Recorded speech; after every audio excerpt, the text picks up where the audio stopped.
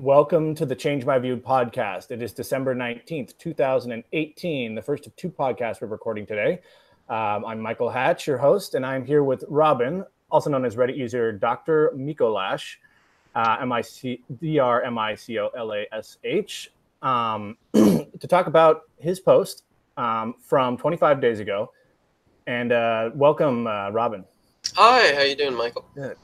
Well, thanks a lot for joining. And if you wouldn't mind, we'll just start right off by having you read. And I'll just say this post did very well. It's got 6,800 upvotes, one of the highest ones from the month. And yeah, Robin, if you wouldn't mind just sort of giving us the title of your post, please. Yeah, so it's Change My View. It should be legal for homeless people to sleep in their cars or in public places as long as they aren't bothering anyone. All right. So did you want to, before we dive in, do you want to tell us anything about yourself? Yeah, so I'm a recent college graduate from UCSD in philosophy and political science. And congrats. Thank you. One of the big things that I was really looking into towards the end was where do people fit in society? Like, what makes somebody fit in? And one of the biggest groups that doesn't fit in is homeless people. There are a lot of people who view homeless people as a problem. You know, there's a astounding amount of comments on this post to the effect of, we should just round them up and shoot them, or like deport every homeless people, stuff like that. It was pretty interesting there. And then on the other side, there are people who view homeless people as very much a part of society that we need to help a lot. Personally, like, one of the big things, this has been a question for me for a long time, because my father was homeless for most of the time when I was growing up. And specifically, one of the things he'd always complain to me about was getting shuffled around. Like, wherever he'd sleep, he'd have to go sleep somewhere else. So personally, to me, this question was kind of an attempt to get myself out of my preconceived ideas, about him and about other people I had known who had been homeless. I have other friends who either have been homeless or know people who have been homeless. I live in San Diego, and I live sort of close to downtown, so I definitely see a lot of homeless people around. Mm-hmm. And yeah, so I just sort of wanted to throw it out there and see what other people had to think. And from what you're saying, just when you're saying your certain point of view or presumption, I guess your starting point would be one of a very high level of empathy and understanding for the situation of individual homeless people. Is that kind of a fair assessment? Yeah, definitely. I would say that starting out, I would be on the way more empathetic side, probably than would be reasonable. And I kind of recognized that when I was hearing some other people talk about problems they'd had with homeless people. So, I just wanted to kind of reground myself and say, am I correct in assuming that this is the right level of empathy to have, or am I going too far? So, so this is something we like to ask all of the OPs that come on, is sort of something about the world, whatever's going on in your life, the world generally, I presume, in some way initiated your desire to see if your point of view was tenable, what was the right one. So what was it? Because it's an interesting directional change in a sense to say, I want to be less empathetic or something, right? So, but I don't think that's really what you're getting at. But that's what I wanted to sort of clarify. Like, what was going on, and what do you think might have been before you came out to Change My View? What was your inkling about where you might not be in the right place, or potentially could be? Yeah, so that's actually a great question. Being a recent graduate in philosophy and political science, one of the big things I want to do with my life is to get into the public service, to either help develop policy, maybe eventually run as a politician. And to do that effectively, I feel like I need to know all of these different views, especially in San Diego, where the growing homeless population is a huge problem.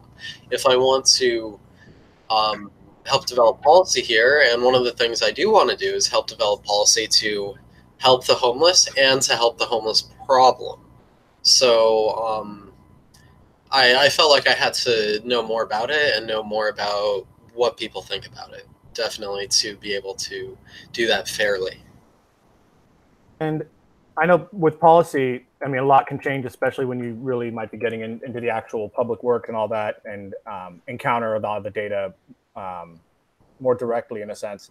But before all this, just coming out of your program and everything, where were you roughly sitting as far as where you thought the right policy changes ought to be, even if you weren't sure about it? Kind of where were you roughly sitting at, I guess, in terms of what policy changes you'd like to come? This is before you did the post, is what I'm asking. Yeah.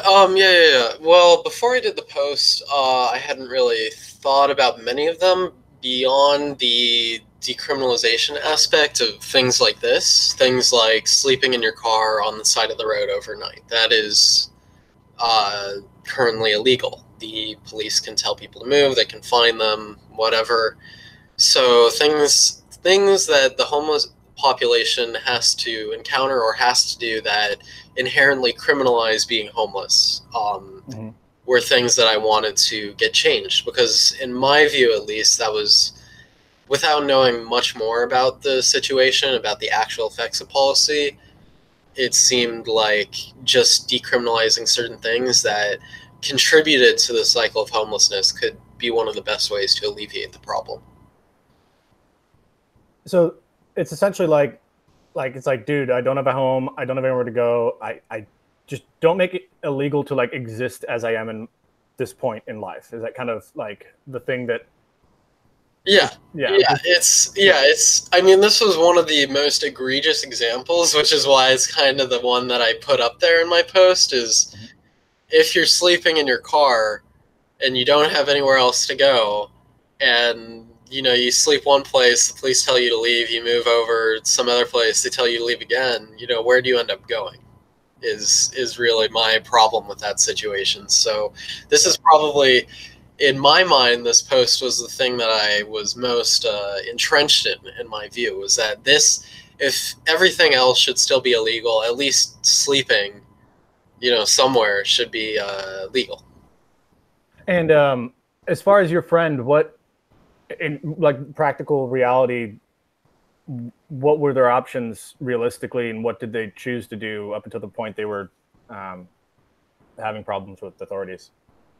I mean, so one of the big things is that he actually had a car, which is definitely not the situation for a lot of homeless people. So that made it a lot easier, because when he was woken up at 2 in the morning or whatever by the police who told him to leave, he could go find somewhere else to go.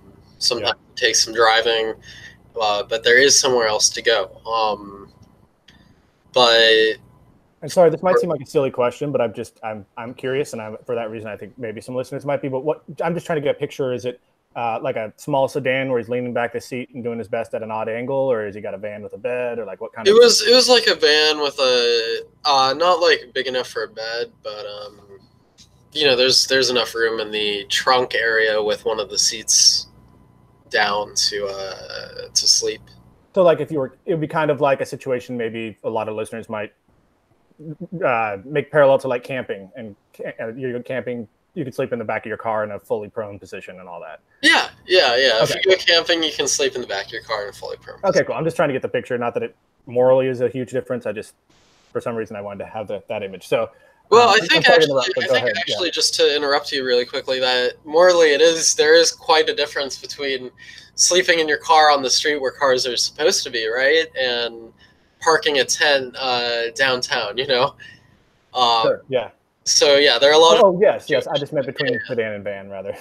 Yeah, exactly. But yeah, it's an interesting that you point that out about popping a tent. This by UCLA, where I had just finished the fall semester. There was a tent for probably about a month and a half right at the freeway off ramp, and just a sort of a space just off the sidewalk where you'd walk right past it, but before you go under the bridge of the underpass. And there's a tent there that's probably been there a month and a half, and I've seen the guy enough that I like know the guy. I've seen his bike, like oh yeah, I've seen him in Westwood. I'm like, oh, that's the same guy. And it's like, so he's managed to not get bothered at the corner of Wilshire and the 405 for a month and a half. but in other places, there's going to be, let's say, if it was Manhattan Beach, they crack down real fast. Yeah.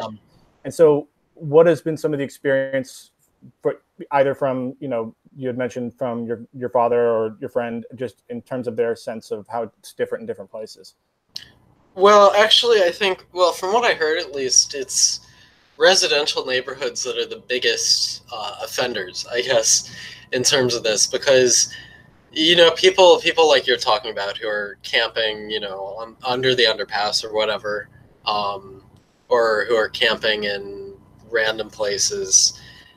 They aren't like intruding on anybody's property in a perceived manner, at least. So people in residential neighborhoods, if they see somebody they don't know park on their block and just not come out of their car, they get really worried. They get worried that that person is there to rob somebody, or they infer that they're homeless and just want them out of their neighborhood immediately. So it's those people in like suburban neighborhoods that will call the police very fast. Yeah. There are other like in terms of other places, there are a lot of places where the police just won't disturb homeless people, and that was one of the big things that was going on in the thread, was people trying to comment about like where you can sleep, where you can't, where it's morally okay to sleep and where it isn't. I know, so I also live in San Diego, and I live kind of near the bay, and there are a lot of parks at the bay and some huge parking lots. And I see a lot of people, like I'll go for walks at night and I'll see a lot of people in the parking lot who are obviously sleeping in their cars there. The parking lot is a third full at night if people aren't sleeping in their RVs and trailers and whatnot over there. And the police generally don't seem to bother them. So it's definitely a big police decision of which areas to monitor. Now, there have been San Diego in particular has had some issues the last couple of years with some sanitation and whatnot. I think it was I'm trying to catch up on that exact, but I think it may have been, was it hepatitis and some others that had gone around? Yeah, hepatitis. Yeah, and and this is sort of like getting out into conspiracy territory a little bit, but I had heard the idea that the change of shopping bags had actually affected that, because the plastic ones had been used. The for plastic disposal in a sense, and I totally anecdotal and unsupported here on my point of view, but it's just something. I don't know if that question had ever come across your radar in this topic at all. But not in this thread, but I had heard it before. In other places, it's like an argument against the whole plastic bag ban, and I mean there are other things like with the plastic straw ban. It hurts the disabled community because they need their straws. So yeah, no, that's definitely an interesting point about how these random things like a plastic bag ban might cause a sanitation problem because homeless people can dispose of waste properly. And it's and a lot of this I think does come down to that gap between services and those who need them, and where they're being applied, and where there's a gap of information on what they think is available. And so from just your personal networks connection, like what has been their experience been of those you knew in attempting to get the help of either private or public resources, and how effective was it, or what makes them perhaps in some ways very impractical when they might be too hopeful or too naive and they don't realize the reality of what it takes, or anything you could tell us about that gap between what sort of so just about like getting services, and I guess the gap you're asking is like how easy it is and how effective those services are. Roughly, yeah. So there are definitely some services out there, but they aren't like very helpful. Like programs that you usually see, like private programs that will go out and feed the homeless or whatnot, are only feeding a like small area. I definitely knew a lot of, I mean, at least when I would hang out with my dad, and maybe like one of his homeless friends would like be talking to him. I remember this one guy saying that he had just been trying to get into one of the food banks for like for weeks, and he hadn't been able to get in and get food. And I mean, he was showing us like he had managed to secure a thing of like instant mashed potatoes and orange juice, and he had made mash out of it. And he was like showing me, how proud he was of his breakfast, like how happy he was. He used the orange juice as the liquid. Sorry? So it used the orange juice as the liquid with the mash. Yeah. Yeah, and I mean, this was in like downtown where theoretically the most services would be for the homeless. So Right. definitely there is a huge gap between like what services are accessible. Another thing that I saw, and especially in the thread, and that I've heard from other people, is that homeless shelters, like especially the ones for men, are just not places to be. Like, Mhm. what the worst NIMBY will say about homeless people in downtown is like concentrated into homeless shelters. There's abuse, there's drug problems, there's an inability to sleep, all of that. Um, So there's not like a sufficient security setup at each individual location. Like it can get a little bit rough, I guess, in there. right, right. If there first off, there isn't much room in the shelters, and if you get into the shelters, it's a very insecure place. And I mean, that goes back to one of the original points that I was trying to make, which is that anything that causes there are so many things that reinforce the situation of living that people have, and homeless shelters seem to be one of them. The lack of services definitely seems to be one of them. Mhm. But on the other hand, there are people who receive very, very good help, who receive everything they could need, and they don't do anything with it. There was one lady I was talking to a few months back. She was a nurse. She had done this a few times in the past, but she invited a homeless person to live in her home. Mhm. She cleaned him up. She got him new clothes. She fed him. She took care of him. Basically, like tried to rehabilitate him by herself for a few months. So this is like Oh boy. best service you could possibly Yeah. get, like individual care. So she finally, like, after going through all the paperwork with this guy, trying to figure out, what's going on in his life, she applies to a housing program, and she does a lot of work to get him in. And she finally gets him into the housing program. And all he needs to do is go with the city inspector, city official, to go to the house and, be signed off on he's actually here, he's living here, we can be comfortable with that. And that day, she goes to pick him up and bring him there, and he's drunk, he's high, and he's just belligerent. He says, "I don't want to go. I don't want to go." Like, this is the step that'll take him out of homelessness, and he refuses to get it done. So, To be sober. Sorry, what? Sorry, the thing that was preventing him was, so he had, after a couple of months of progress, so returned to alcohol and drugs, but was sober for a while there. Is that? Yeah, I believe that's what happened. I mean, I don't know if it was like the stress of, like finally changing his life or whatnot, but she had said that after all this work she put into him, on the day of the big, I'm not going to be homeless anymore, he just decided to be homeless. So, I mean, the point is there aren't a lot of resources for the people who need them, and then sometimes homeless people will get these resources and they won't be effective at all. Right. And I take it, a lot of that has to do with addiction and mental health, and Yeah. that's just, I mean, it's such a nice thing for her to try and do, and it's hard to imagine a part of the homeless situation, because when I try and think of like what I would do, I'm imagining like this is homelessness day one. Like I'm going on a reality show and I have to survive on the island, right? Yeah, So yeah. coming at it like with my normal state of health and a full stomach, and Right, money in my you're going to pocket. the library, getting a job. Yeah, like Right let's start getting on LinkedIn, and whatever. yeah, and I've got this organized checklist of like how I, let's say I did a 2-year stint for accidental manslaughter or something, and I accidentally knocked a flower pot on someone, and an otherwise good person who made a mistake and now is trying to rebuild the life. And what we're seeing at any individual person is the end of a long set of slow, I guess, downhill moves, right? Like bridges burned, or I mean, it's complicated for each set. I'm not going to assume what's on that list, but would it be fair to say that I guess it's difficult to understand the hardship of part of it, because you're not going into it fully healthy day one. Like there is sort of a cycle or something you get stuck in a way.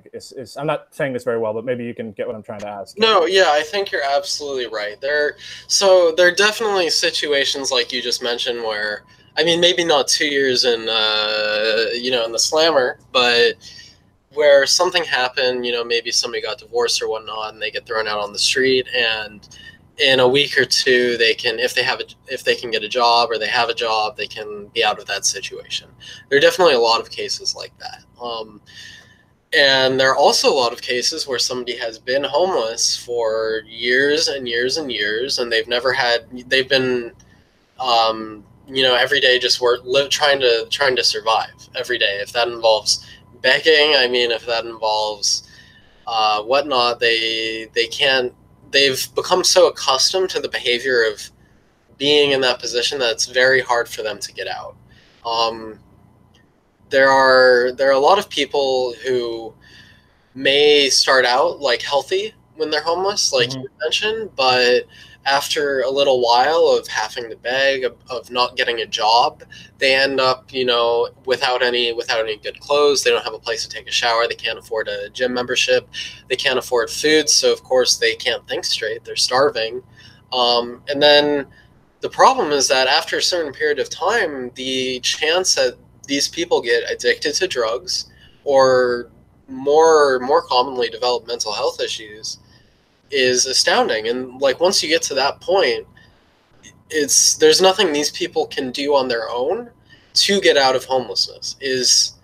I mean obviously that's not for every case, but it's very hard for them to get out on their own of that situation once they have these major problems. So there are a lot of people like me, I'd say, who say, you need to provide these people a chance at least, and then maybe they can become functioning members of society again. Yeah. Well, I think we got a pretty good picture of sort of your views prior to the post and in some ways after, but I thought this might be a good point. To go into the post, and just for those listening, I did want to spend a little more time before we go into the post, because it seemed like you really did have a deeper personal connection to this issue. And so I appreciate you letting me explore that a bit with you before we go in. So yeah, definitely. And so looking at the post then, if you wouldn't mind, there's a lot of edit ads you have to the post, which is great because that shows how you're engaged in the thread, which as a model OP. So thanks for that. And if you could just read the title one more time, and then the text of just your initial post paragraph, which is pretty short, and then we'll go from there. All right, yeah. So the title again is "It should be legal for homeless people to sleep in their cars or in public places as long as they aren't bothering anybody." Which the title caused a bit of problems we can get into later, maybe. The text is, "It's illegal in most places, in my state at least, for people to sleep in their cars or in public parks, etc. A homeless person I know very well told me many stories about basically being shuffled around by the cops for parking his car in a neighborhood and sleeping in it. No interaction with any of the people there or anything, just sleeping in the car. Some homeless people are disruptive or doing illegal stuff, which of course should get them moved, but really what's the plan if they have no place or no money? Just tell them to buy a house. I think being unsightly isn't enough of a reason to kick somebody out of a public place, and a minimum of human dignity should at least allow them to sleep in someplace safer than the woods. Being poor shouldn't be illegal, and maybe getting thrown in jail gives vagrants a place to sleep, but that should be their decision if they want to go to jail for a place to sleep, and not the state's." Okay, great. So just after reading that again, is there anything you would have rephrased in either the title or that text if you were to do it over again? And not to say that it's wrong, but it just sort of shows what changes have happened as a result of the thread. Oh, yeah, no, definitely, because there are a few words there that almost everybody had a separate opinion on what they mean. The first is public place. That one I wasn't actually sure what public places homeless people should be allowed to sleep in, so I kind of left that one ambiguous so that I could hear people's views. The other one was bother. So when I said bother, I meant like something illegal, or something maybe not even something like super illegal, but if there's the stereotypical homeless guy, a crazy homeless guy who's standing on the corner just yelling at people, I think that could be a good reason to move them.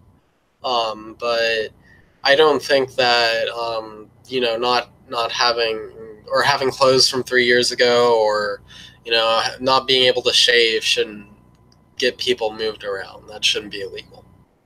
Gotcha. So public places, public parks, sort of two terms that sort of cause, I guess, some interesting conversation later, and then the definition of bothering.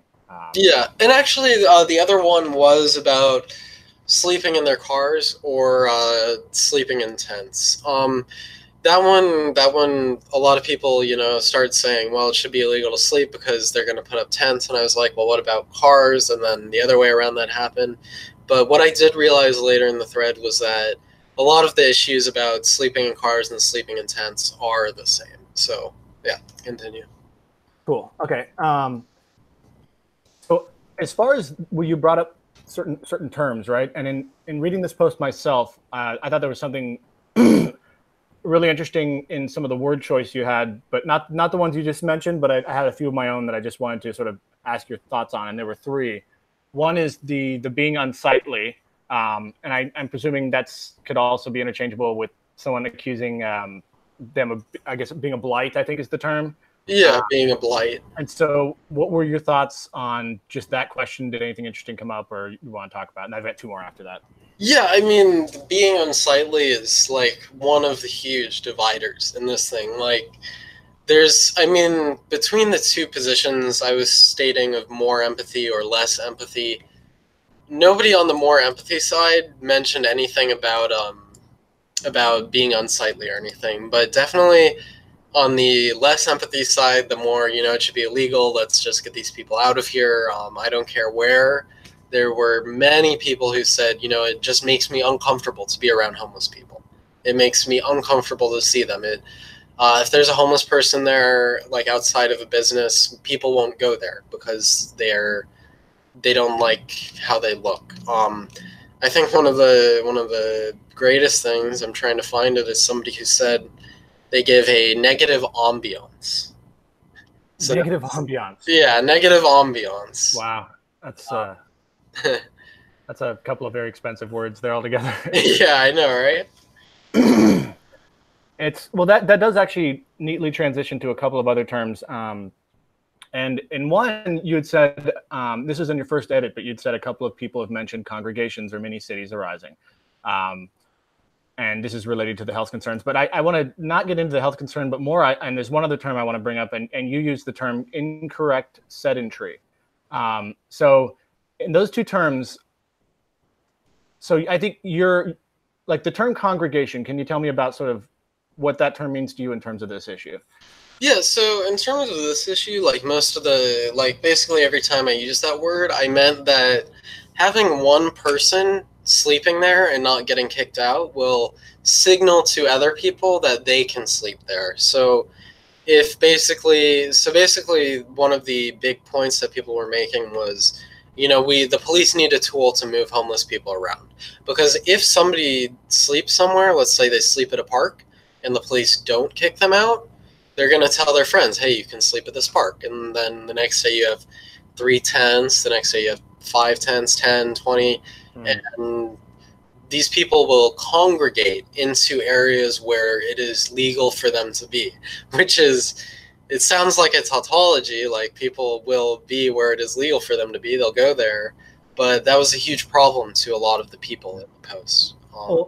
And another piece of that, I think, is that some of these terms people can use come with a sort of some baggage, right? That come with a kind of a built-in negative annotation. And this is like, let's say someone who decided not to use the term congregations, but they call it a squatter town or like a Hooverville or a trespasser city or broken windows thing getting messed up. Because like you said, if one thing's allowed, more can happen.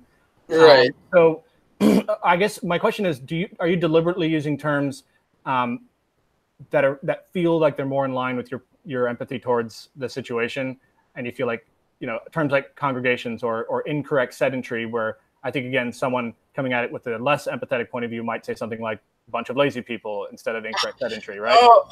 So I'm wondering about your word choices. It sort of, it seemed very specific and surgical. Is that like just due to you being actively earning your degree and that's how you're used to it, or that's like kind of it. It was, I mean, definitely like a lot of the words weren't deliberate. They were just me like unconsciously, being more empathetic. So using that type of word, whereas I'm sure people aren't like trying to say, squatter towns, and then they try to pick out whichever word sounds the worst to people. But also, it was due to like studying a lot and trying to use words that specifically relate what I want to relate. So congregations, what I want to relate is that it is the drawing of people to one area. It's not just a squatter town that pops up somewhere. It's a squatter town because theoretically at least one homeless person was allowed to sleep there on the first day. And then everybody congregated around. Incorrect sedentary, what I meant by that is people who, so sedentary is staying in one place, right? Okay. So it's not like I have a sedentary lifestyle means I'm burning fewer calories. Right. It's okay, I thought Pringles all day. Yeah. It's not like you're eating Pringles all day and watching TV. It's that you are sedentary. You have a house, or you don't move. You're living where you're living, but you're doing that incorrectly. You're not doing that in a home. You're doing that on the street. You're doing that in a public park. Okay, it's like a word to verbify, like domicile or domiciling. So just so anyone listening is clear, that's I'm glad you cleared that up because I thought it went the other thing. So it's not as opposed to activity; it's as opposed to nomadicism. Yeah, because these people can. Homeless people can be active. They can have jobs and still not be able to afford housing in San Francisco, and they will sleep in a tent city, which people view as an incorrect, domiciling. Cool. Okay. Well, I thought this might be a good point just to, we can do one of two things. We can look at some of your edits more closely, or do you want to go to the deltas? Or do they connect? They're kind of the same, really. Okay, well, let's call it going to the deltas, and then you can sort of walk us through where that connects to the edits. So I'm just going to look at your deltas here, and I'm going to go to the first one, and this would be a delta you awarded to user Cockwombles, spelled COCKWOMBLES. So for all the press covering this, they can put that on people. No. Yeah. I always think it's funny when there's a very immature Reddit name with a very deep thought. Yeah. The best. Yeah. So this was a response to you with 493 upvotes. So you can tell from that one of the highest responses. And so if it's all right with you, I'll go ahead and read user Cockwomble's response, and then you can tell us about the delta, and you can and then if you would read your response after, and then we'll talk about it. Does that work for you? All right. Yeah. Cool. So this is the response from user Cockwombles, 493 upvotes. And he says, or she says, I do see how it's better than sleeping on the street or maybe a homeless shelter for some people. I'm not heartless, and I think they're referring to sleeping in your car. I'm not heartless, and I probably would myself if I lost my house and only had my car. I'm from the Gypsy or I guess Roma community too, so I'm not that fussed about brick and mortar homes. I don't feel the need to live in a house. But there's a good few reasons why it's not a solution to homelessness. First, it's a health and safety issue. Firstly, then it's a matter of public recording so that we can help these people. Let me try that again. It's a health and safety issue. Firstly, then it's a matter of public recording so we can help these people. There's lots of reasons people shouldn't sleep in cars, such as hygiene, heating, privacy, etc. People live in houses and shelters and other buildings because they need safety checks like running water and fire escapes and other things. A lot of people will run the engine, and this is so bad for the environment. And I can also, you can die of carbon. So they're saying like sleeping in your car in a garage to stay warm with the heater on could be real dangerous. Okay, so you can also die of carbon monoxide poisoning. A car is not properly ventilated for habitable use. We do actually need most people to pay taxes, pay rent, and have a fixed abode. There is a problem with not having a record of people who sofa surf or don't register as homeless, because They need records of people so that they can make enough beds for the homeless in the shelters. I'm not saying that all people who register are helped, but that it's super hard when they don't register anywhere. I don't think people should have to. I don't think people should have to have people sleeping in cars on or around their property either. It's sad, but no one wants homeless people around them doing drugs and whatever in plain view. And that's the end of the comment. That was led to your first Delta. So I leave it to you, Robin. Yeah, so my reply was Delta for the public health and recording issues, but I'm still not convinced that these should be lumped into illegal vagrancy laws rather than their own separate programs. I'd be more convinced if there was actual support for people convicted under vagrancy laws, such as a roof and food you don't have to go to jail for, but usually conviction results in punishment that reinforces the cycle of homelessness. I think sleeping on someone's property should obviously be illegal as it's trespassing, but when it reaches the point where they're sleeping in a car on the street, where else do they go? So the first thing that he said that I thought was good was about the sleeping in a car thing and carbon monoxide poisoning and whatnot. There are a lot of other people who mentioned about actually I'll get back to that later, but the public, the health for the person thing, like is the homeless person, are they themselves in a safe situation where they can sleep? That was, I thought, a good point.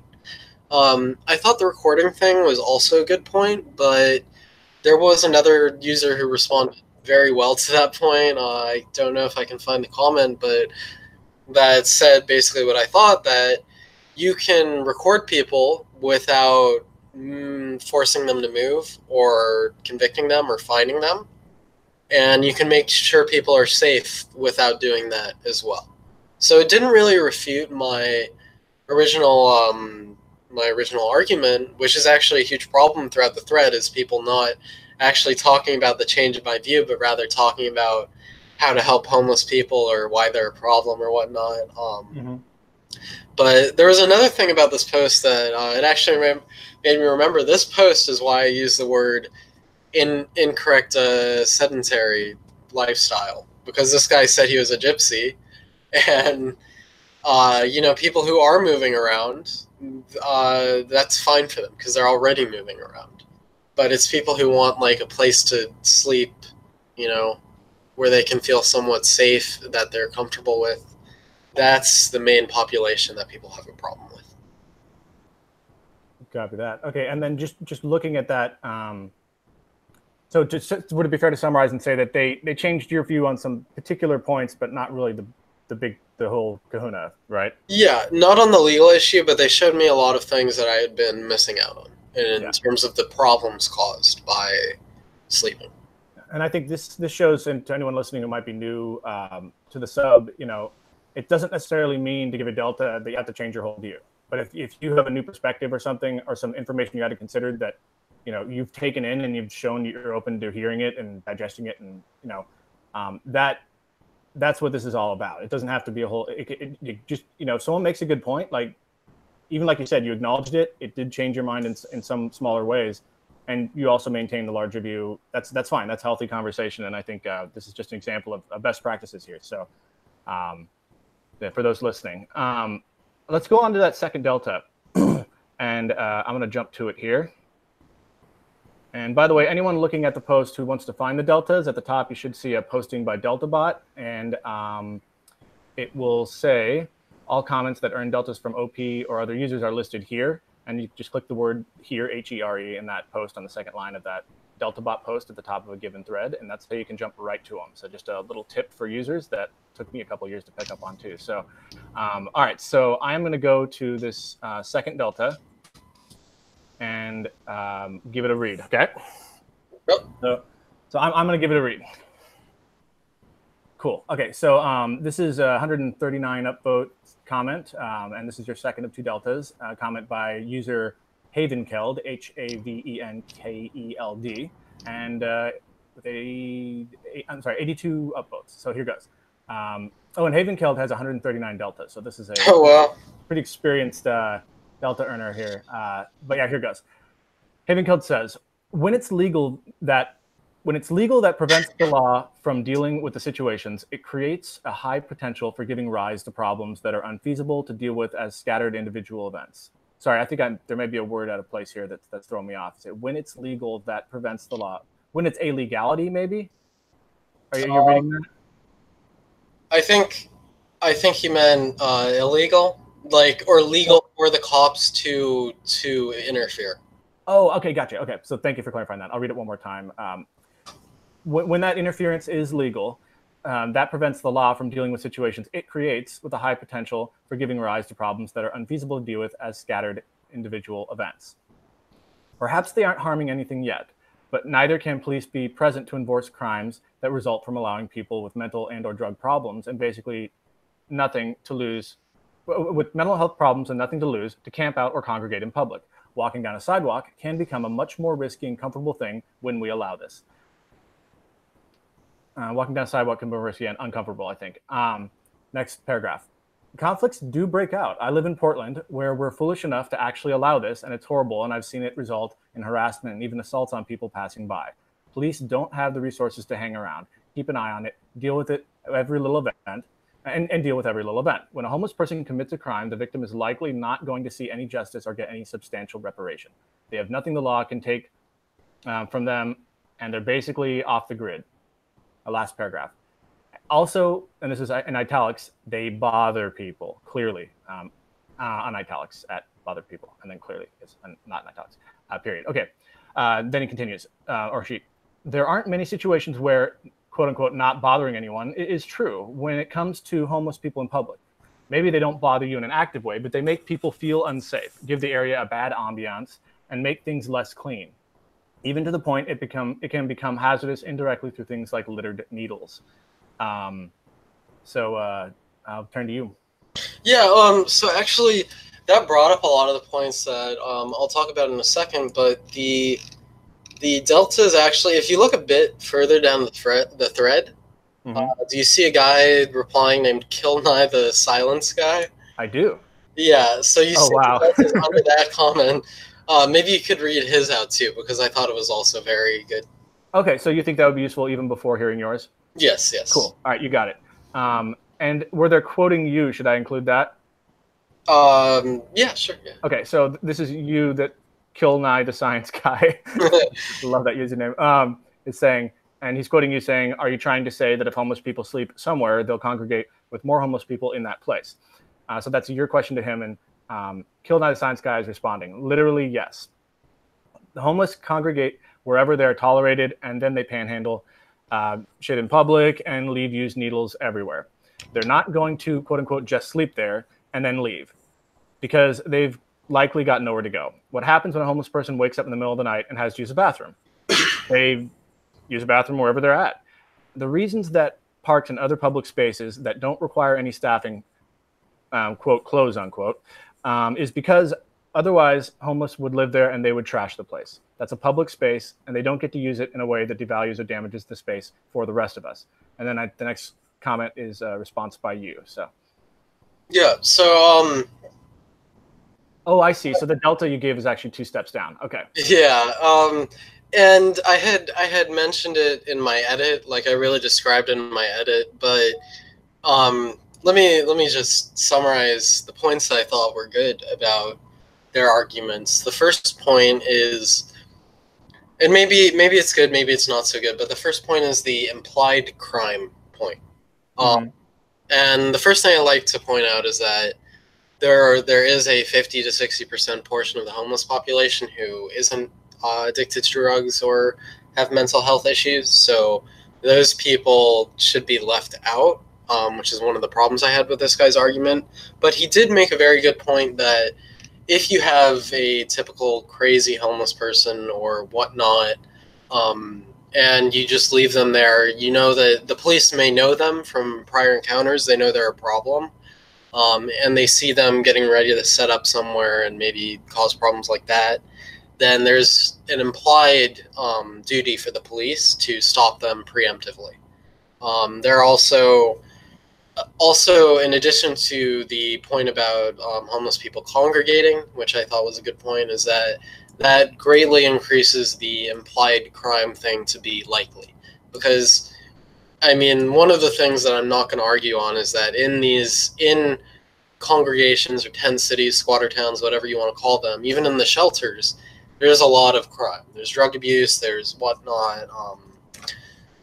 There might be assaults on random people.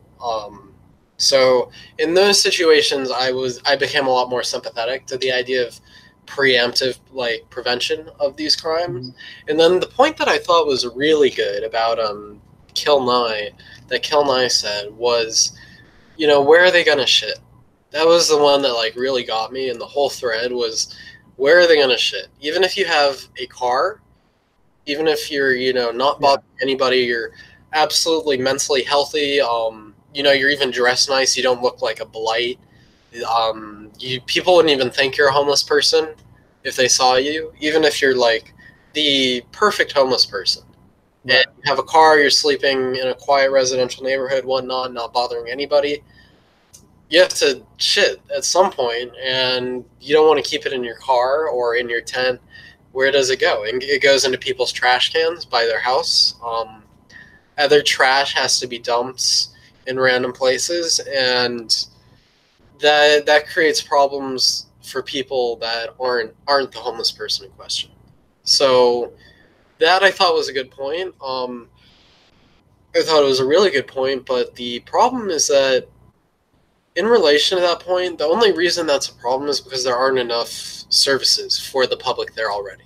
If there were more public trash cans, maybe they could use those. If there were public bathrooms especially, this could be used. I know that those often get abused and end up with the previous problems we were talking about needles, other things, other forms of litter, and people trying to live in the bathrooms, whatnot. But definitely, as long as those solutions aren't there, it's a problem that needs to be sorted out without people like me who are highly empathetic saying just, they don't have the solutions, so just let them do it. That was the one that really changed my view. Yeah. And part of what strikes me in these last 2 points as a common thread, and I think this is one of the unique complications of this, is the system of rights we have in the United States, and how those are sacrosanct. And, I am pretty, like, socially liberal, but, like, I'm more libertarian towards, but not all the way, because you're like, if you do the full libertarian thing, there's some common public space we still have to manage. And so what are the rights of those individuals, let's say, occupying part of a public park, and how do we balance these powers? And at what point, do you have to cross the line, like with vaccines, and be like, we literally live in a world with bacteria and viruses. Yeah. So we have to make some exception of, like, look, if you're going to send your kids to school, they got to be vaccinated. Like, it's an unfortunate thing of the universe that doesn't fit perfectly into the perfect idea of, like, rights and liberty. And so we have to, like, manage the reality of the world too. So, right. But actually, that's a very good point. Like, that's what the tension is, I guess. And I'm not making any conclusion, but just wanted to sort of bring that out to discuss a little bit. No. You make a very good point. And the reason that's such a good point in relation to this thread is that the thing that people did not talk about, especially the NIMBYs, as we can call them, was about the rights of the homeless people to use the land, to use public spaces. There was no discussion about, I have a right to not be bothered, to be in my home, to... a lot of people were talking about property value, which is a bit iffy in terms of this subject, but almost nobody, even the people on my side, talked about the rights of the homeless people. And I think that's it really shows how this debate is framed throughout America. It's framed as a problem that needs to be solved. It's framed as, like, an affliction on the rest of people, on the homed people. So it's not about our rights versus their rights. It's our rights versus how much we are willing to give them. Does that make sense? Yeah, because you have to balance out, let's say you want to have a beach, but you also want to have a rule that, no one can stay overnight and camp on the beach, right? So some beaches have that, some don't, right? Right. So, is it within the scope of what the state, and I mean state like the general concept, not Yeah. California, but the state on a city level? Um, let's use park instead of beach because it's complicated with Right. the names. Okay. Let's say a city park, People's Park in Berkeley, right? Owned by the university, originally designed to be, I think, a parking structure with dorms or something. To this day, Now it's a homeless shelter. Yeah. it is there was public support for it, and a lot of homeless people have found services, or I don't know the current state until I go back up there, but can you make a rule that says this piece of public property that belongs to all of us cannot be used overnight? And it's like, okay, well, within reason, I guess, sure, if you've got good reasons like sanitation and health reasons, and like the hepatitis thing going on in San Diego, but it does make a larger statement about what can be controlled, and what's going too far. Like, New Jersey ordering that bridge, traffic slowed down because they were not happy with some other nearby city, like that's going too far the other way. So like, how much can the state do or not when it comes to these public places and controlling them? I mean, like, you can control City Hall and the mayor's office. Okay, we close at 5. That's one thing. But like, where like, what's the balance? Right. No, and I mean that's a very good discussion in terms of laws, and I think in terms of that, usually like it's fine if there's an agreed upon, like, we live in a majoritarian system. If the majority or at least the plurality agrees that we shouldn't use areas after night to make the community safer or whatnot, that's fine. That's I'm more okay with that. But the thing that like maybe I communicated incorrectly about your point that kind of got to me in the debate is that almost nobody in the thread, even the people on my side, were talking about the homeless people like they are people. Like, yeah. I've interacted with so many, it's a lot more personal to me, like this problem, because I know that the homeless people are actual people, and these problems affect them. And I mean, in the empathy side, there's, what if I ended up like this? Would I want to be treated like that?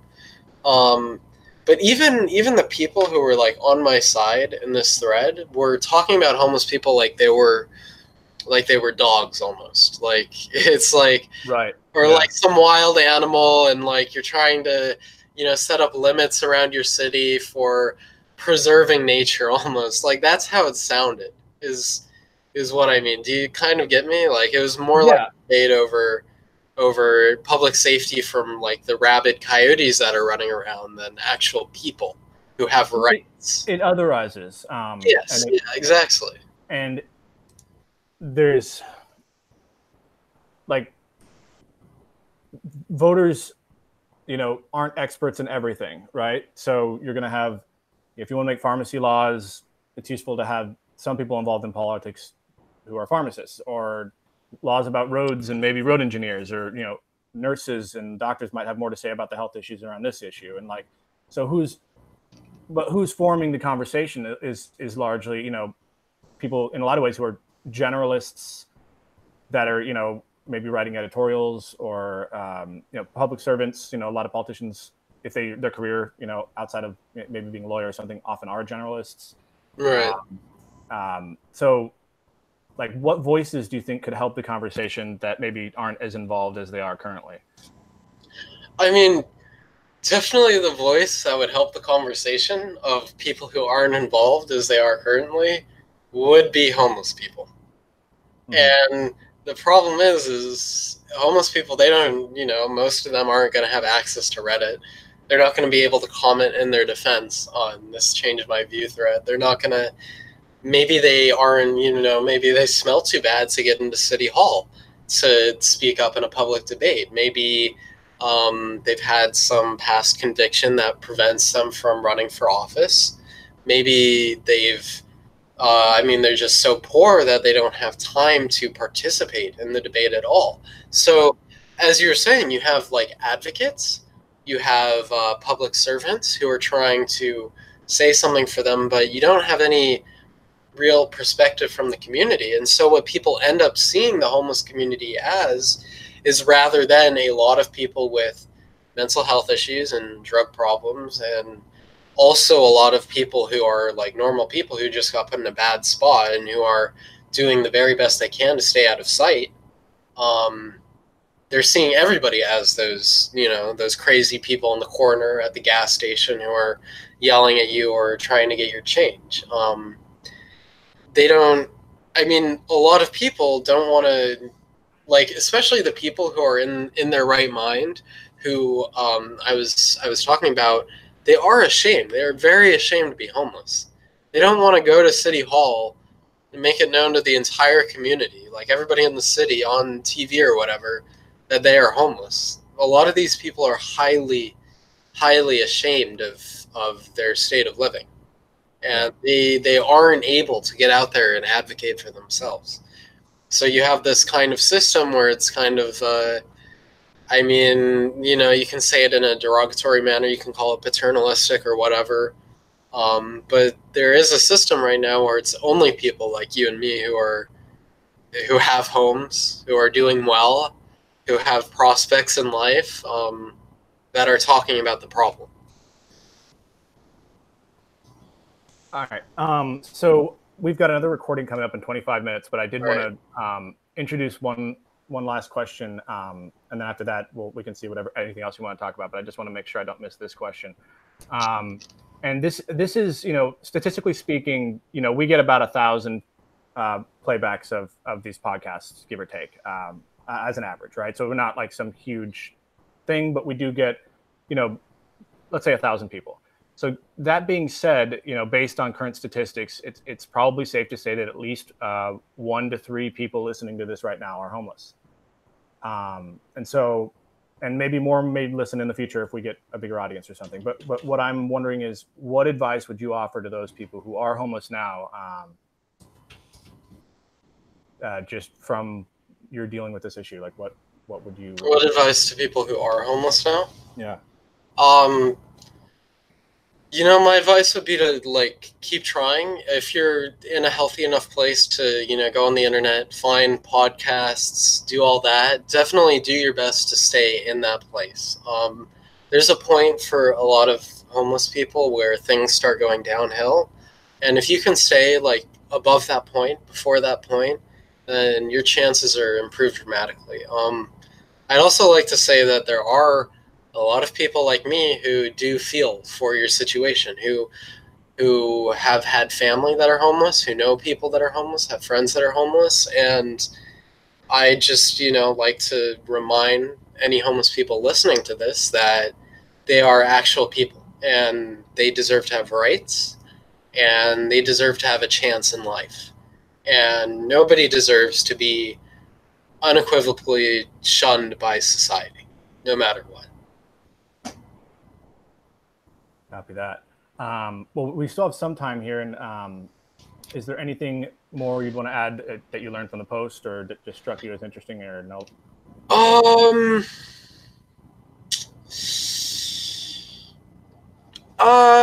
Not really, because a lot of the things are things. I mean, I guess I just like to say for anybody listening, it's good to it would be interesting for them to go read some of the comments and to just see the ratio, or I mean, I know Reddit isn't a good sample of the population, but to at least see some of the points people were making and how many people were just overly, in my view, even maybe overly empathetic, and how many people were just they have a bad ambiance and they decrease property value. So I think just really seeing the range of opinions people are willing to admit to in an anonymous situation was pretty enlightening. And yeah, that's it for me. I mean, I had, as I mentioned before we started the podcast, I had only recently started looking into Change My View, maybe a month before I made this post. So it's a very nice community. People were very respectful in the debate, and I actually really appreciate that compared to other places on Reddit. So good on you guys, mods. Thank you very much. Right on. Well, this has been great. Thank you very much for lending us your time. And to everyone listening, you can check out the website with all the episodes and links to other episodes at changemyview.net under the podcast link. And yeah, it's available on YouTube in the video form, and the rest of you listening on other platforms, well, you know how to find us because you're listening.